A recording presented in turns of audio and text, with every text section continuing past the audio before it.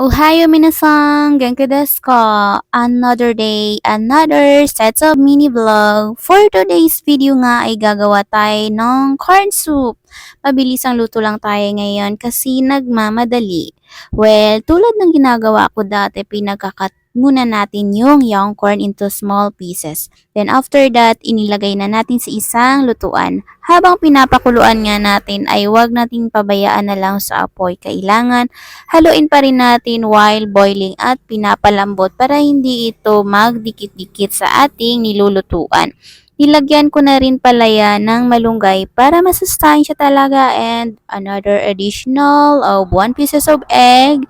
And if you see guys na medyo lumalapot na siya and makikita nyo naman na lumalambot na siya, sign na yan na luto na and haluin nyo pa rin once na hindi pa kayo na-convince and huwag niyo kalimutan na tikman. So, that's it for today's video, guys. Jane, see you on my next one.